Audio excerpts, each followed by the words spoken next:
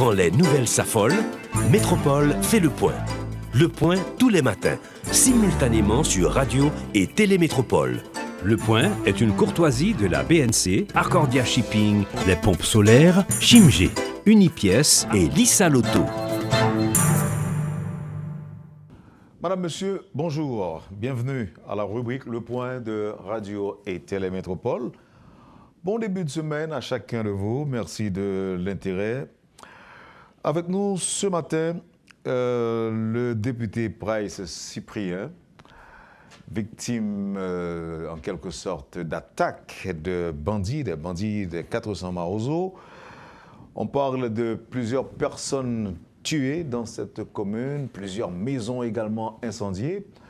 Dans le cadre d'une intervention qu'il a faite ce matin sur les ondes de Métropole, l'ancien parlementaire a fait savoir que l'État n'existe plus, puisque la mairie est contrôlée par les gangs, le commissariat a été incendié, plusieurs maisons incendiées dans la commune de Thomazo, et au cours du week-end dernier, c'est sa résidence privée qui a été dans un premier temps pillée, puis incendiée par les bandits. Monsieur Cyprien, je suis content d'avoir la possibilité de vous parler, mais il ne faut pas prendre ce contentement dans le sens d'une réjouissance, étant donné les circonstances ne s'y prêtent pas. J'aurais dû parler de tristesse, mais comme nous avons la possibilité d'apprendre davantage, de nous faire une idée de ce qui se passe dans cette zone qui apparemment est vidée des Thomazelais, seuls les bandits règnent en maître apparemment là-bas. En tout cas, rebonjour, merci d'accepter d'être avec nous à Métropole ce matin. Bonjour Wendell, et on profite pour saluer les auditeurs, auditrices, téléspectateurs et téléspectatrices de Métropole. Et on doit aussi présenter nos sincères condoléances aux familles de Thomazo qui ont été touchées par ces attaques. Il y a eu environ, d'après ce qui a été décompté, environ 5 morts. Mais depuis la prise de Thomazo par les gangs armés, il y a eu d'autres décès, des gens brûlés, calcinés, et des gens exécutés sommairement. Donc, comme on l'a si bien dit tout à l'heure, Thomazo est livré, la commune est livrée à elle-même. Donc, les habitants de Thomazo ont dû fuir. Ce qui reste, c'est à leur risque et péril. Mm-hmm.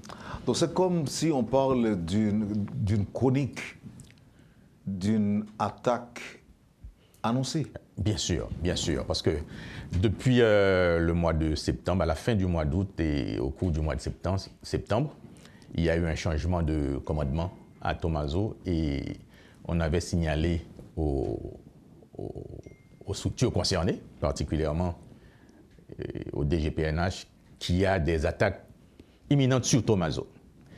Et rien n'a été fait. Et j'avais parlé aussi parce que j'avais entendu que ces gens-là, et surtout les opposants, devraient mettre en œuvre leur velléité de pouvoir attaquer ma maison et brûler ma maison. Mm-hmm. Donc j'ai fait part au DGPNH, mais jusqu'à présent, rien n'a été fait. Et le 4 octobre, les bandits sont entrés en foule à Thomazo. Ils ont incendié le commissariat.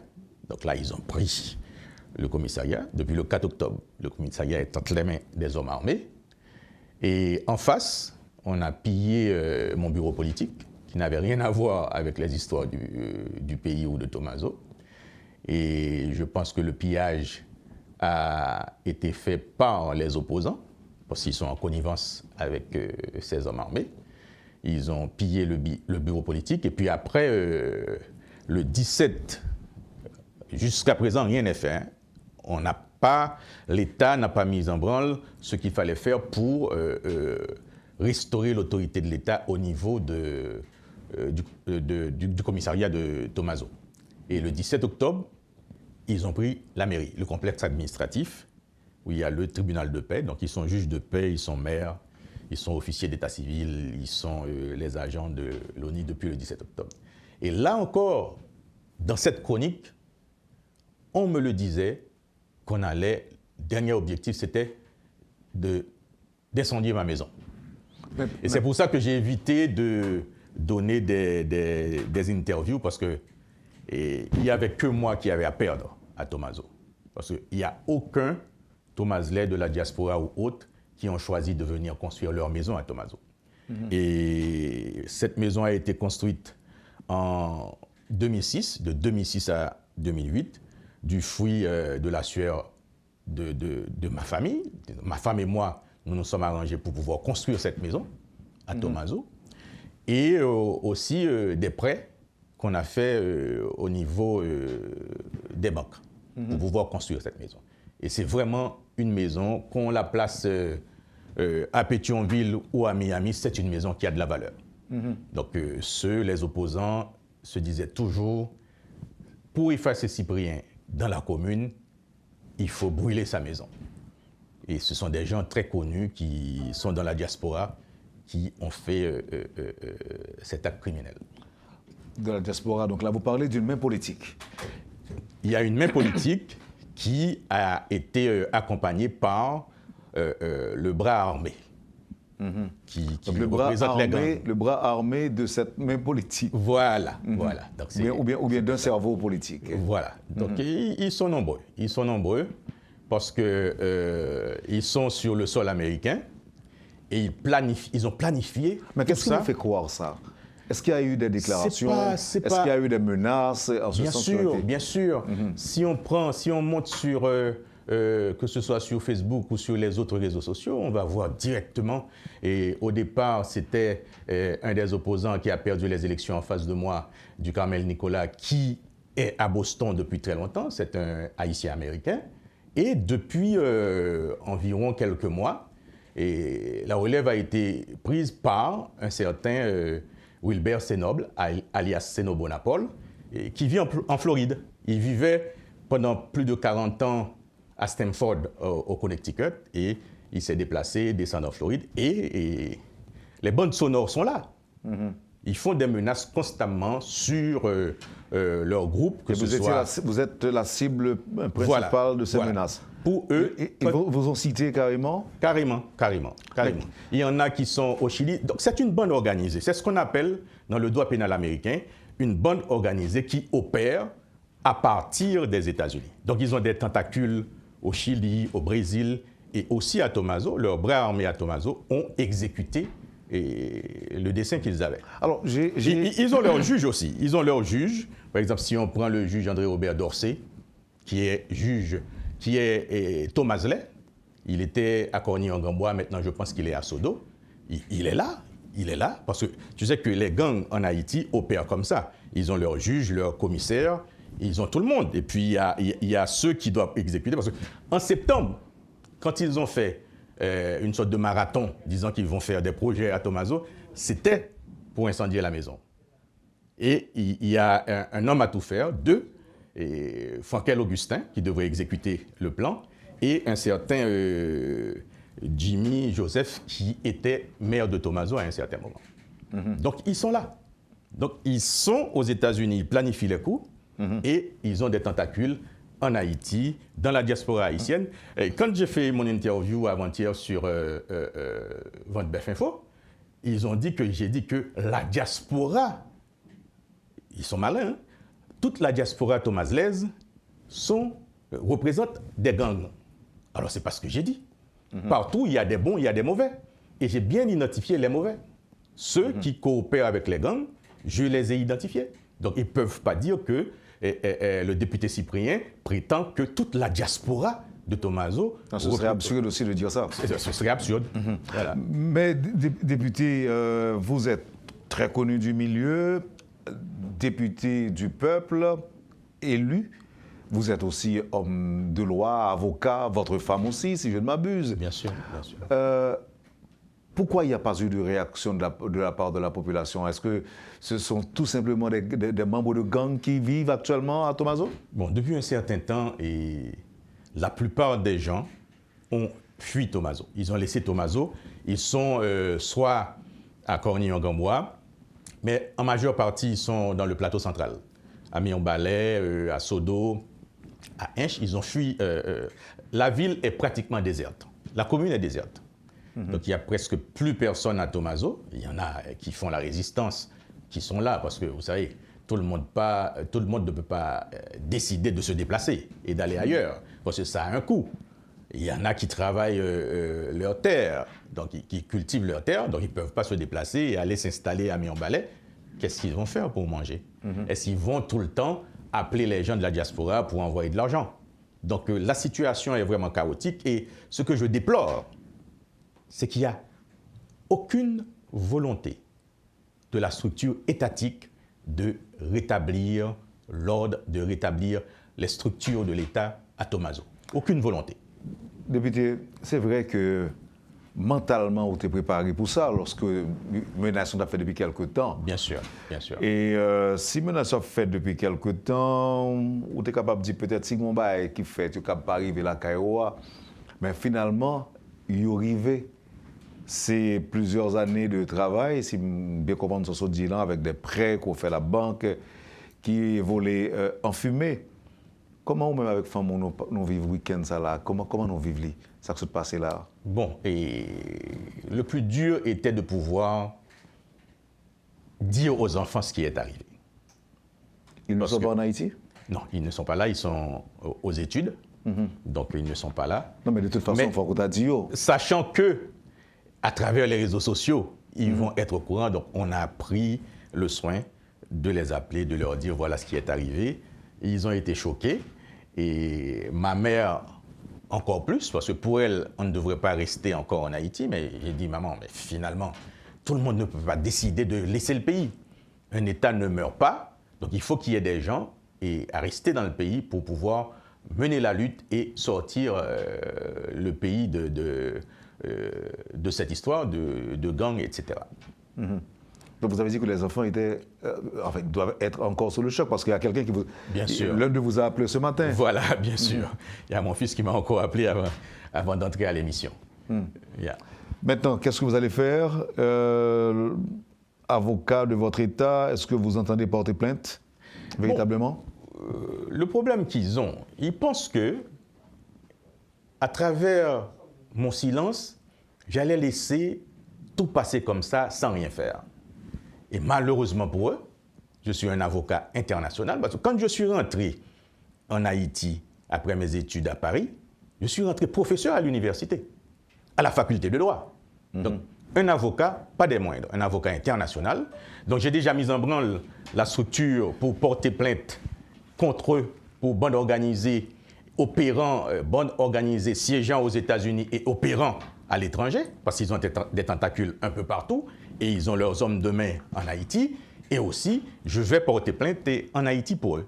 Donc, ils ne peuvent pas croire que cela va se passer comme ça. Là, c'est assez. Abraham disait assez, comme on dit. Donc là, on va porter plainte pour eux, tant au niveau des juridictions nationales qu'au niveau des... Bon, je ne vais pas dire des juridictions internationales. Ils sont basés aux États-Unis, tant qu'aux États-Unis. Donc, je vais porter plainte devant les juridictions américaines, puisqu'ils sont américains. Ce sont des Haïtiens naturalisés et américains. Donc, ils sont des Américains. Je vais porter plainte pour eux, devant leur juridiction, chez eux, là où ils sont. Vous détenez suffisamment d'arguments pour porter les autorités américaines ou haïtiennes à les sanctionner? Bon, on a suffisamment de preuves, on a suffisamment d'arguments et on a aussi des personnes qui peuvent témoigner de ce qu'ils ont fait. Par exemple, quand ils ont envoyé brûler ma maison en septembre, c'est le fils même de Frankel Augustin qui lui a dit « Mais papa, vous connaissez les gens, vous êtes voisin des gens, vous avez même donné votre enfant à baptiser à ces gens-là, vous ne pouvez pas brûler leur maison, ils vont voir que c'est vous, directement. » Le fils a été plus raisonnable que le père. Mais comment vous le savez? Des gens qui me l'ont dit. Et c'est le fils qui a stoppé le père. Et finalement, de septembre au 17 novembre, ils ont pu réaliser leur forfait. On va observer la pause.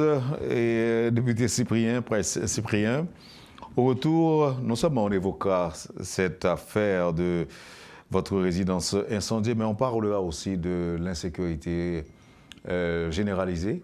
Parce que comme mon collaborateur et moi, et Jean-Jules Auguste l'avons fait ce matin, nous avons presque passé en revue tous les affrontements, les cas d'assassinat perpétrés et les victimes également recensées au cours de la semaine dernière. On parlera de l'insécurité et puis de cette force annoncée également, la force kenyane. Bien sûr. Et d'autant que j'ai appris que vous étiez au Kenya, donc c'est un pays que vous connaissez très bien. Très bien, parce que j'ai été en mission avec l'Assemblée parlementaire paritaire ACP Union européenne. On a été à une mission au Kenya. Des auditeurs et auditrices vous envoient leur sympathie, en fait, à vous et à votre épouse, qui est également avocate. Merci. Merci. Poursuivez, Madame, Monsieur, la rubrique Le Point de Radio et Télémétropole. Le député Price Cyprien est l'invité de la rubrique Le Point de ce matin. On fait la pause et à tout de suite. Le Point est une courtoisie de la BNC, Accordia Shipping, les pompes solaires, Chimgé, Unipièce et Lissa Loto. Bienvenue à la deuxième partie de la rubrique Le Point de ce matin. Notre invité, Madame, Monsieur, le député Price Cyprien. Député, vous avez surtout au cours de la première partie de l'émission indexé des gens que vous considérez comme étant le ou les cerveaux de ce qui s'est passé à Thomaso. Vous n'avez pas parlé suffisamment des exécutants qui sont membres du gang connu, réputé, les 400 Maozo. Or, il y avait déjà d'autres attaques sur le commissariat, sur le complexe administratif de la zone. Est-ce que ce sont toujours ces mêmes gens qui ont perpétré ces actes ou bien est-ce que c'est l'œuvre des 400 Maozo? Bien.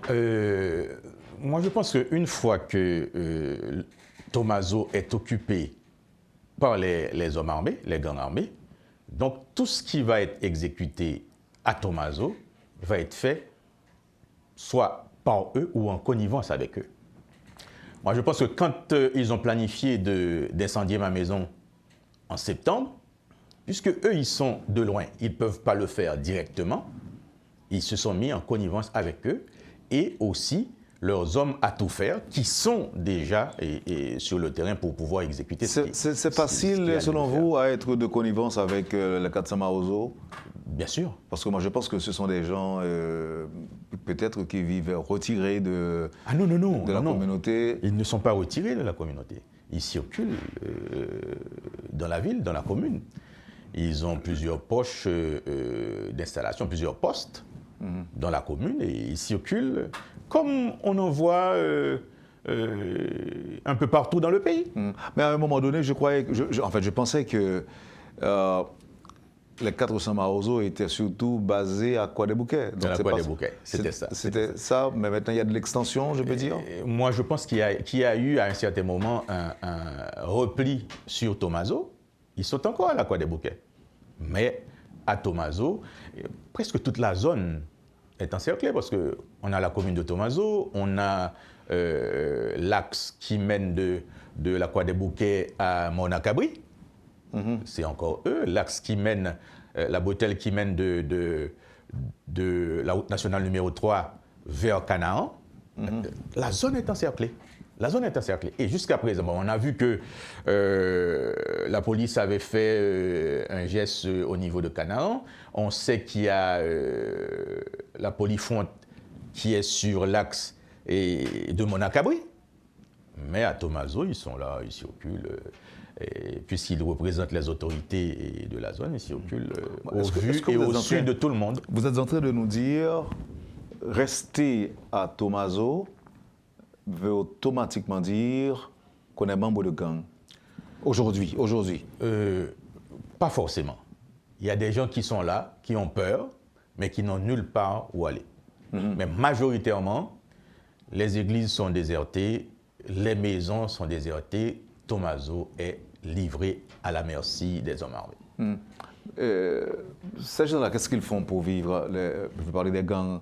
Parce qu'on peut avoir de l'argent en grande quantité, mais si on ne peut pas s'approvisionner publiquement. Ah, mais n'oubliez pas que Tomaso fait frontière non seulement sur le lac avec la République dominicaine. Et maintenant, il y a des choses qu'on voit à Tomaso qu'on n'avait pas l'habitude de voir. Il y a des containers qui laissent Tomaso pour entrer sur la Croix des Bouquets. Quel commerce qu'il y a à Tomaso? C'est-à-dire... Il y a le trafic sur le lac. Le trafic de tout genre sur le lac. Donc, il y a une partie, il y a une connexion dans la zone de Glore entre Tomaso et la République dominicaine, et la route qui mène à Cornillon-Gambois, il y a une partie de la frontière avec la République dominicaine aussi. Donc il y a des gens qui restent, qui sont venus pour le marché, et les prélèvements, les recettes du marché, il y a les taxes, entre guillemets, qui sont prélevées par les groupes armés pour se nourrir. Il y a quand même une... Il y a des activités. Activités, transactions. Très peu d'activités, mais les gens se sont résignés, ils sont restés. Mais la plupart des gens, la plupart des maisons sont fermées. Ils sont le plus souvent à Mirebalais ou dans le plateau central, quelque part. Je lis de temps en temps sur les réseaux des informations faisant croire que le gang 400 Maozo serait donc de mèche avec des militaires dominicains. Avez-vous entendu parler de ça aussi? C'est pas étonnant, parce que tout ce qui se passe là, et la Croix des Bouquets, Fonds Parisien et autres, qui mènent vers Malpasse, n'oubliez pas qu'on a dit qu'il y a des financements qui viennent de la République dominicaine. C'est pas étonnant, parce que le complot international, c'est de mettre à sac Haïti. Parce que n'oubliez pas qu'on parle de ce qui se trouve dans le sous-sol haïtien. Donc c'est comme ce qui se passe au Congo pour les minerais qui se trouvent dans le sous-sol de la République démocratique du Congo. Mais il y a des gens qui pensent que ça, c'est comme parler des salades quand on dit qu'on a des gisements. C'est pas n'importe quoi. En Haïti, il y a, d'après les études, il y a des gisements qui existent. Que ce soit au niveau du pétrole, l'or, on a déjà fait la démonstration. Le pétrole, on sait qu'il y en a en Haïti. Et d'autres gisements aussi en Haïti qui font l'affaire des gens. C'est pour cela que le pays est à ce niveau-là, à un chaos généralisé pour permettre à ceux, les mains cachées, qui contrôlent les choses, parce qu'on ne peut pas comprendre que le pays est en train de sombrer. Il y a un Premier ministre, il y a un gouvernement, et personne ne dit rien. Mais ça interpelle les citoyens qui peuvent comprendre les choses. C'est ainsi que ça se passe dans certains pays africains où les gens se sont révoltés, que ce soit au Mali ou au Burkina Faso. Et on m'a rappelé, j'ai des amis, j'ai beaucoup d'amis avec la diplomatie parlementaire, et j'ai conservé beaucoup d'amis en Afrique, d'anciens parlementaires, des parlementaires qui sont là. Et vous n'ignorez pas, Wendell, que je suis jusqu'à présent membre du Parlement international pour la tolérance et la paix. Donc, j'ai des informations.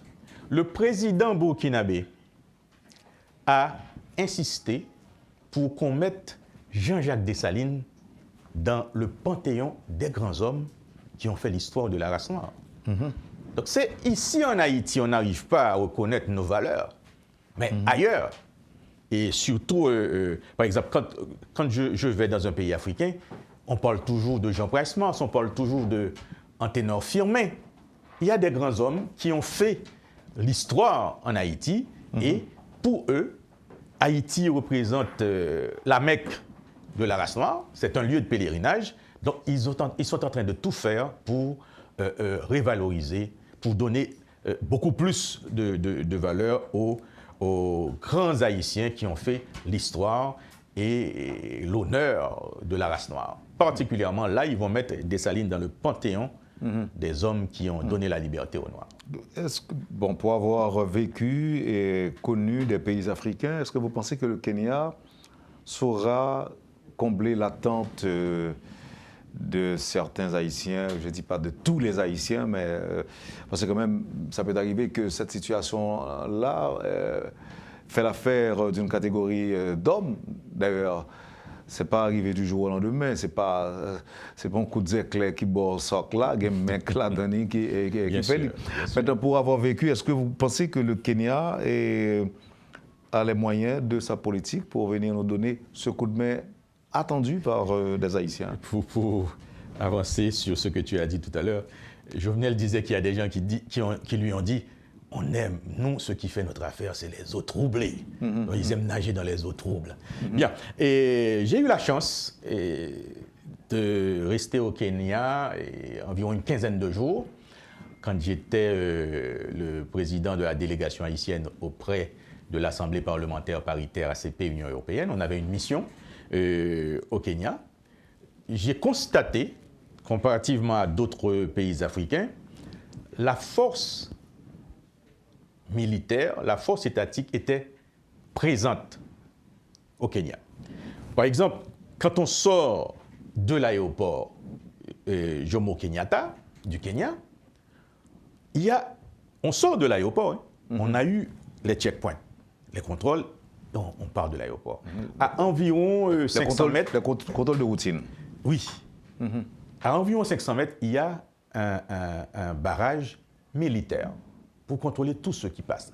Alors qu'on était des diplomates, on nous a fait descendre de nos véhicules pour contrôler les véhicules et contrôler aussi ceux qui entrent au Kenya. N'oubliez pas que les islamistes Shebab, qui sont des terroristes, avaient l'habitude de faire des incursions au Kenya et faire des razzias. Ils ont tué une fois environ 125 étudiants dans une université catholique. Et depuis lors, ils ont pris des mesures pour que cela ne se répète plus. Et donc, excusez-moi, ils ont une pratique de l'ordre bien sûr. Et de la discipline. Bien sûr. Est-ce que ça va pas leur compliquer la tâche, le désordre dans lequel on patauge en Haïti? Non, c'est qu'à un certain moment, ils ont eu le désordre chez eux.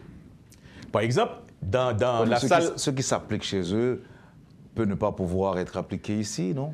Bon, je pense qu'avec la technologie, il y a les stratégies militaires ou policières. Donc, il y a des choses qu'ils vont mettre en œuvre pour pouvoir résoudre le problème haïtien. Okay. Maintenant, comme tu as dit, Wendell, est-ce que les mains invisibles vont permettre à ce que cela se réalise? Bon, ça va dépendre des instructions qu'ils vont recevoir. Parce que moi, je dis que ce qui se passe actuellement, on pourrait l'assimiler à ce qu'on appelle en droit international la non-assistance à personne en danger.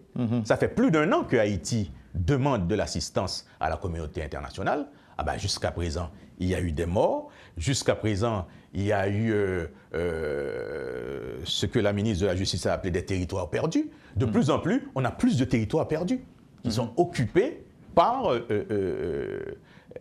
les forces illégales, par les gangs. Ah ben, avant, pendant Jovenel, il n'y avait pas tout ça.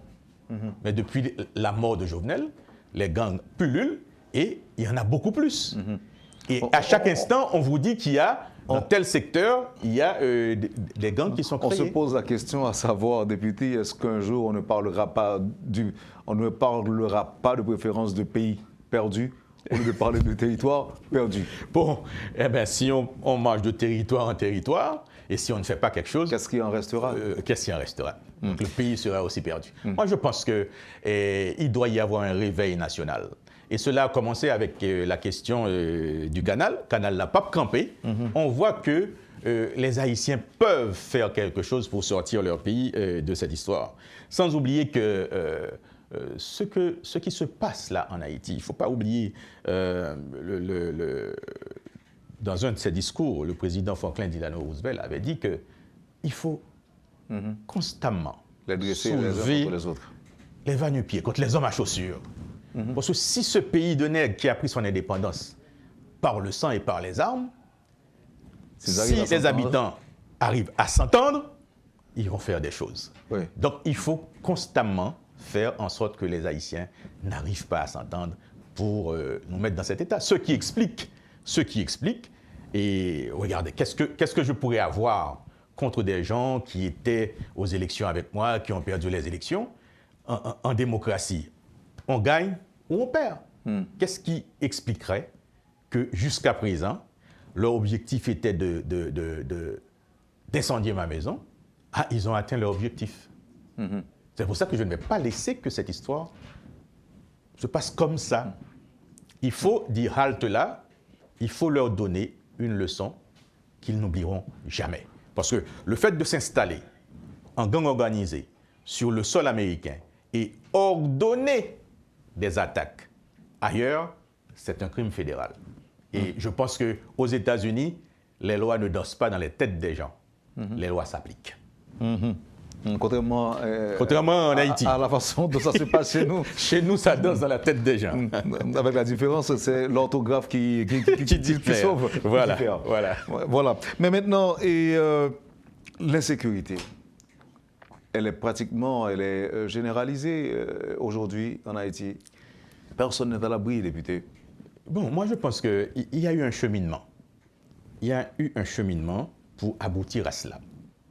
Si on prend la fin des années 90, on a eu le phénomène de Zinglindo, où les voleurs ne se cachent plus. Ils arrivent chez les gens, ils frappent. C'est qui? Voleur. Ouvrez la porte, sinon on va se fâcher. Donc, les gens étaient obligés d'ouvrir leur porte et laisser entrer les voleurs. Ils se servent et ils partent. Voleurs. Début des années 2000, vers 2002-2003, on a commencé à avoir des vols de véhicules neufs.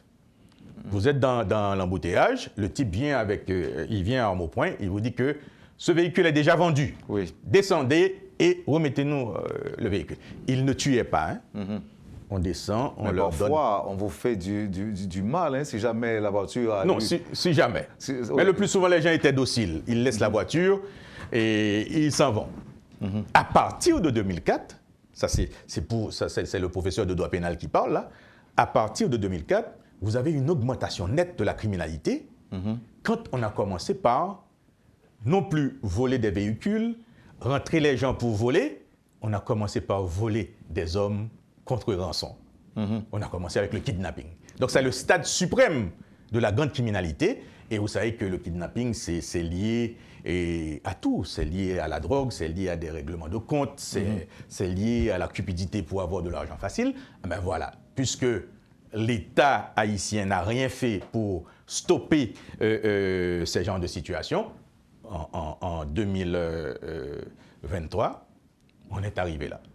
C'est parce qu'il n'y a pas eu d'action concrète et d'action suivie du gouvernement haïtien qu'on soit arrivé là.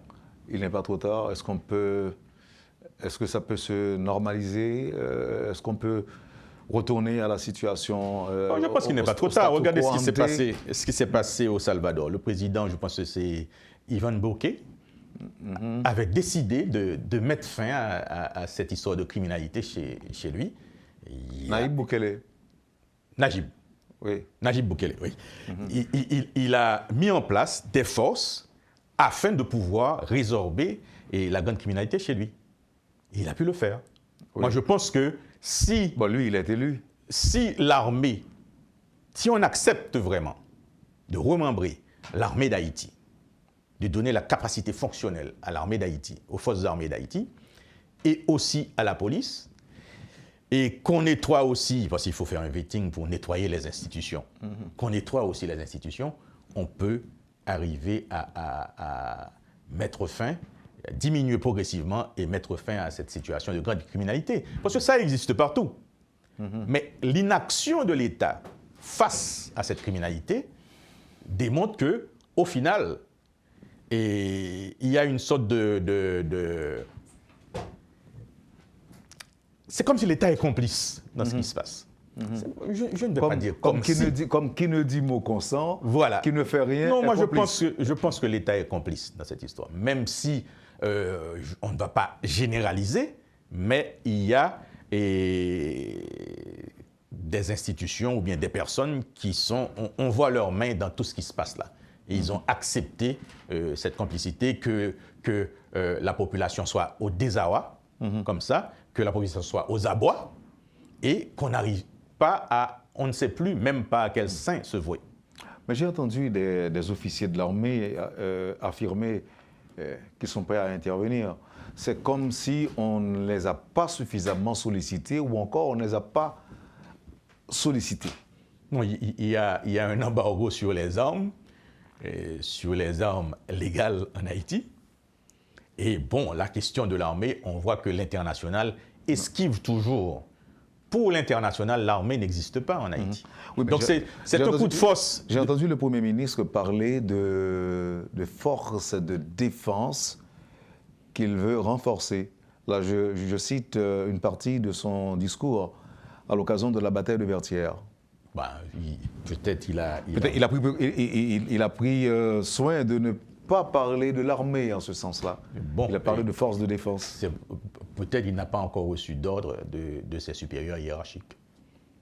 Il ne peut pas parler. Il a des supérieurs hiérarchiques. Il y a des mains invisibles qui dirigent le pays. Ah, ok. Il y a des mains invisibles qui dirigent le pays. Comme ceux qui ont dit, bon, on a été à leur service pendant 25 ans, pendant 30 ans. Ils ne peuvent pas nous faire ça. Au service de qui? C'est que le pays, comme disait l'autre, le pays n'est ni dirigé, ni administré. Maintenant, et vous avez dit qu'il n'est pas trop tard. Non, jamais. Il n'est pas trop tard, sauf que vous soulignez la complicité de l'État, ou encore des dirigeants de l'État, on ferait mieux de dire, parce que l'État est permanent. L'État est permanent et l'État est dirigé par des hommes, par des femmes, oui, mais qui sont placés pour donner leur service aux citoyens. Donc il y a quelque part une défaillance. Je voulais dire au professeur qu'on n'a pas toujours été ainsi. Et vous avez fait le cheminement, vous avez tracé le cheminement, à titre de rappel, il y a quelques instants, c'est que les choses se sont détériorées à un moment donné. Voilà. Il faut dire aussi, si on remonte un petit peu plus loin dans le temps, avant 86, à Cité Soleil, où il y avait 300 000 âmes à l'époque, Cité Soleil était gérée par l'avant-poste de Cité Soleil. Il y avait 3 gendarmes, 3 militaires qui géraient la cité. Et maintenant, regarde ce qu'est devenue la cité. 3 personnes seulement. 3 personnes qui géraient la cité. Est-ce qu'on ne peut pas mettre ça aussi, professeur, sous le compte de l'explosion démographique aujourd'hui? Vous parlez de 300 000. Aujourd'hui, Dieu seul sait à combien on est aujourd'hui à Cité Soleil. Bien sûr. On ne va pas dire l'explosion démographique. Et il y a une déresponsabilisation de l'État. C'est comme si, de 86 à nos jours, on marche dans une structure de moins en moins d'État. L'État s'efface. Et dès qu'on laisse des territoires, dès qu'il y a des territoires perdus, la nature a horreur du vide. Le vide se comble. On pourrait, par exemple, on a apprécié après le séisme du 12 janvier, en 2010, le gouvernement Préval avait mis à la disposition des personnes qui voulaient retourner en province, retourner chez eux, afin de désengorger un peu Port-au-Prince. Malheureusement, cette politique publique il n'y a pas eu de suivi de cette politique. Donc, ceux qui sont rentrés chez eux, qui sont repartis dans leur patelin et dans leur commune, puisqu'il n'y a pas un développement économique global sur le pays, il n'y a pas un plan de développement économique, ils sont revenus à Port-au-Prince. Donc, selon vous, député, pour remarquez qu'avant, je parlais surtout aux professeurs. Maintenant, si je parle aux députés, et vous venez d'évoquer la non-responsabilité ou l'irresponsabilité de l'État. Maintenant, pour redresser la barre, on fait appel à qui? À des Haïtiens encore, ou bien à ceux qui sont encore au pouvoir, ou bien à une nouvelle classe d'hommes? N'oubliez pas que ce soit dans les réunions avec la CARICOM, dans les réunions avec les diplomates des Nations Unies ou de l'OEA, ils disent que le problème est haïtien. Il revient aux Haïtiens de résoudre leurs problèmes. Donc eux, ils peuvent être là en soutien pour aider les Haïtiens d'aboutir à la résolution du problème, mais le problème doit être résolu par les Haïtiens. Moi, je pense qu'il faut l'émergence d'une classe d'hommes et de femmes politiques en Haïti qui puissent faire le boulot. Parce que, regardez, si on prend l'exemple du Mali, par exemple, ou du Niger ou du Burkina Faso, au moment où l'international a remarqué qu'il y a des gens verticaux, des gens à colonne vertébrale, des gens qui peuvent discuter d'homme à homme avec eux, ils ont respecté ça. Moi, je pense que si on arrive à constituer, il n'y a pas de messie qui va pouvoir sauver Haïti. Il n'y a pas un homme providentiel qui peut venir dire, voilà, ben, je viens sauver Haïti. Ça n'existe pas. Ça ne pourra pas se faire. Mais s'il y a une classe d'hommes et de femmes politiques qui prennent conscience de la situation, que la situation ne peut pas perdurer comme ça, je pense qu'on peut avoir la chance de redresser la barre, de reprendre les rênes du pays et de faire d'Haïti ce qu'elle a été dans le temps, la perle des Antilles. Mais il faut qu'il y ait des hommes et des femmes capables de discuter avec l'international pour dire que, bon, nous ne voulons pas que Haïti soit comme ça. Nous voulons changer Haïti, comme ceux qui ont pris leur destin en main pour le canal. À Ouanamet. Ils ont dit, malgré les armes des Dominicains, de l'armée dominicaine, ils résistent. Et avec eux, on voit qu'il y a des corps armés, même s'ils n'ont que des 9 mm en main ou quelques M1 ou autres, des Haïtiens de la BESAP et aussi des corps spécialisés, parce que je pense qu'il y avait des UDMO dans la zone aussi. Ils ont pris leurs responsabilités. Moi, je pense que le moment est venu où il faut qu'il y ait des Haïtiens, parce que c'est ce que dit l'international. On est là pour vous aider, mais on n'est pas là pour résoudre votre problème. Le problème est haïtien. Il revient aux Haïtiens de prendre en main leur pays afin de pouvoir... Mais je n'ai pas l'impression, non, que les Haïtiens le comprennent, surtout ceux qui font partie de la classe politique. Tous confondus, hommes au pouvoir, hommes de l'opposition, hommes qui attendent d'être soit de l'opposition, soit au pouvoir. Je n'ai pas l'impression qu'ils comprennent que c'est à eux de résoudre le problème. Bon, le problème actuel, c'est que on voit les négociations, on voit les groupes qui négocient. Mais on a comme l'impression que chaque groupe attend l'ordre d'un blanc qui est à l'arrière. Chacun a son petit blanc à Washington ou à Paris qui doit passer l'ordre avant qu'il ne réagisse. Moi, je pense qu'il faut écarter ces gens qui attendent toujours tout de l'international et on voit qu'on est à la risée de l'international. Parce que, n'oublie pas, et Wendell, je viens de te dire que si d'octobre 2022, on a produit une demande aux Nations Unies et qu'on est en novembre 2023, je pense que là, il y a un crime de non-assistance à population en danger.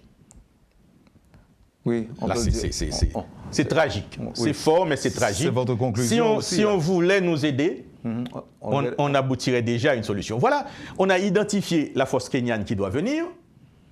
On entend qu'il y a un problème au niveau du Parlement. Le Parlement n'était pas d'accord à opposer son veto à un certain moment. Bon, ils ont délibéré. Il y a une chambre qui est d'accord. Il y avait une décision à prendre par la Haute Cour de justice du Kenya au 9 novembre. Et voilà, ils disent maintenant ils seront prêts le 26 janvier 2024. Donc il y a un jeu qui ne dit pas son nom, mais qui est en train de se faire. Et les Haïtiens ne prennent pas conscience de ça, qu'il faut prendre le pays en main. Je ne dis pas qu'il faut casser, qu'il faut brûler, qu'il faut... Non. Mais il faut que les hommes politiques prennent leurs responsabilités. Maintenant, nous parlons aussi de la nécessité de l'émergence d'une nouvelle classe d'hommes et de femmes politiques. Qu'est-ce qui peut nous faire croire, par exemple, que ces hommes-là et femmes politiques ne seraient pas eux aussi à la merci de l'international? Ah ben c'est ça. Il ne faut pas qu'on soit attaché, disons, à la table de quelqu'un. Il faut que ce soit des hommes et des femmes qui ont du caractère. Oui, mais s'ils sont dans le sillage Moi, je pense des aînés. On peut négocier avec l'international, mais on ne peut pas rester à la botte de l'international. Parce que eux, ils disent que, mais non, le problème est haïtien, il revient aux Haïtiens de résoudre leurs problèmes. Qu'on prenne nos responsabilités. Le problème est haïtien, les Haïtiens doivent essayer de s'asseoir et de trouver une solution. Et comme on vit dans une communauté internationale, et dire à cette communauté, voilà la solution haïtienne. Voilà ce qu'on veut. Il y a une chose qui m'a choqué dernièrement, c'est qu'après une réunion de la CARICOM, on a accepté la libre circulation des personnes dans toute la communauté, sauf des Haïtiens. Pourquoi? On est honnis partout. On est décriés partout. Les Haïtiens ne peuvent pas circuler librement dans la communauté caribéenne.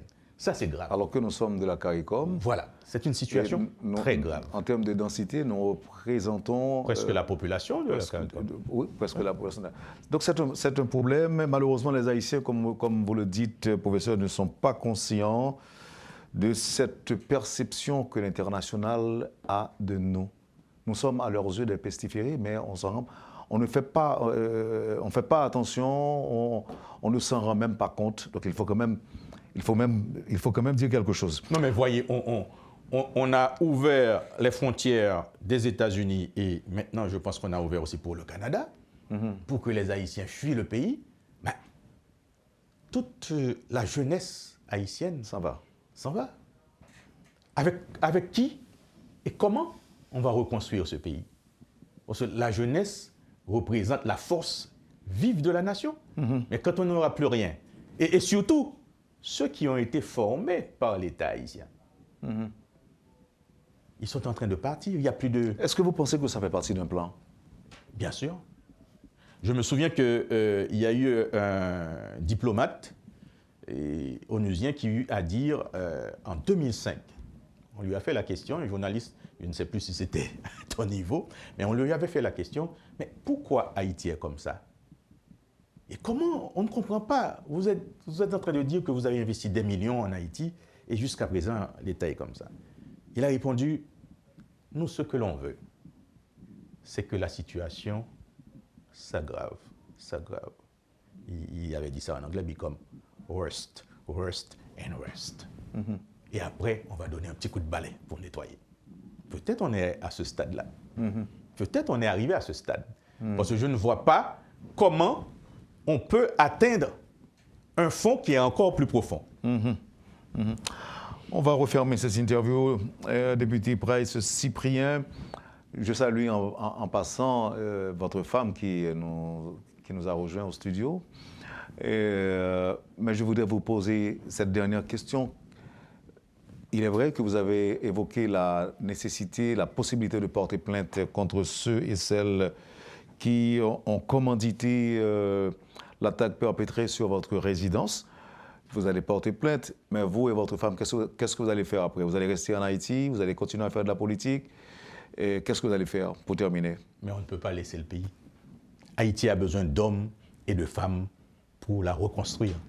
Donc je pense que autour de nous, on peut essayer de mettre beaucoup plus de gens, d'ajouter des Haïtiens, des Haïtiennes qui veulent le changement dans ce pays. On ne peut pas tous décider de partir, de fuir le pays. Il faut qu'il y ait des gens, des hommes et des femmes à rester pour la reconstruction de ce pays. Merci infiniment, professeur. Merci, maître Cyprien. Merci, député, d'avoir répondu à l'invitation de Métropole. Et comme je l'ai dit dans les nouvelles ce matin, je me suis fait aussi le porte-parole des auditeurs et auditrices qui vous adressent des propos de sympathie. Et au nom de Métropole, je vous présente mes sympathies aussi à vous et à votre femme après ce qui s'est passé et aussi à la population thomaslaise, parce qu'il y a beaucoup de morts et dans nos rangs. Et moi, je pense que c'est le moment pour dire aux Thomaslais que nous sommes avec eux. Le professeur Gracien-Jean vous envoie sa solidarité aussi. Merci, mon frère. Vous avez suivi, madame, monsieur, la rubrique Le Point de Radio et Télémétropole. Le député Price Cyprien était l'invité de ce matin. Merci de nous avoir suivis. Passez une bonne journée avec Métropole. Bonne semaine et à demain. Quand les nouvelles s'affolent, Métropole fait le point. Le Point tous les matins, simultanément sur Radio et Télémétropole. Le Point est une courtoisie de la BNC, Arcordia Shipping, les pompes solaires, Chimgé, Unipièce et Lissa Loto.